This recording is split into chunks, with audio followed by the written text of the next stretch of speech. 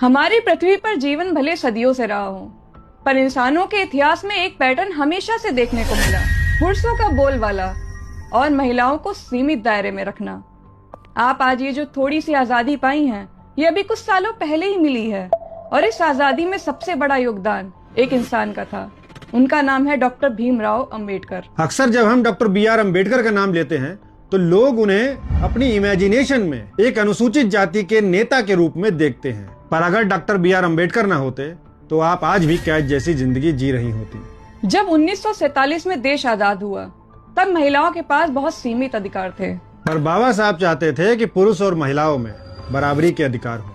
और ऐसा कोई अच्छा इंसान ही सोच सकता है जिसे प्रकृति से प्रेम हो, जिसके अंदर इंसानियत हो। आजादी के पहले हालात ये थे कि सिर्फ बेटों को ही संपत्ति में हिस्सेदार माना जाता था, बेटियों को ये अधिकार नहीं थे। शादी के बाद पति आपको मारे पीटे, आपकी जिंदगी नरक बना दे, फिर भी आपको उसके साथ ही रहना पड़ता था। तलाक का अधिकार भी नहीं था, विधवा महिलाएं दूसरी शादी भी नहीं कर सकती थी।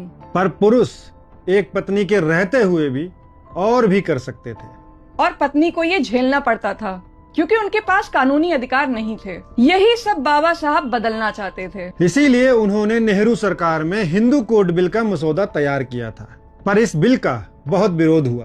विरोध का कारण था, हमेशा से ताकत पुरुषों ने अपने पास रखी है।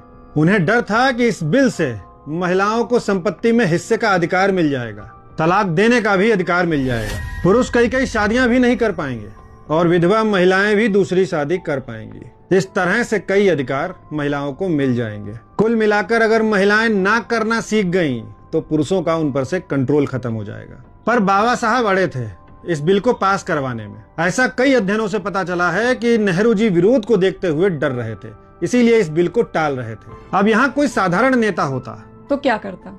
वो सोचता, अरे छोड़ो, मुझे क्या, मैं तो देश का कानून मंत्री हूँ, मैं क्यों पंगा लूं। ज्यादातर लोग कुर्सी से चिपक जाते हैं। लेकिन बाबा साहब अलग ही मिट्टी के इंसान थे। उन्होंने इस बिल को अधिक समय तक टलने की वजह से मंत्री पद से इस्तीफा दे दिया। सोचिए, एक इंसान ने सिर्फ बदलाव के लिए इस देश का सबसे बड़ा पद त्याग दिया। भले ही वो बिल उस समय पास नहीं हुआ, लेकिन उनकी उस कुर्बानी और लगातार दबाव की वजह से आगे चलकर 1955-56 में उसी बिल को 4 टुकड़ों में लाया गया। और अगर आज देश की बेटियों के पास कानूनी अधिकार है और वो बराबरी का जीवन जी रही हैं, तो उन अधिकारों पर बाबा साहब के पद की कुर्बानी और उनकी जिद शामिल है।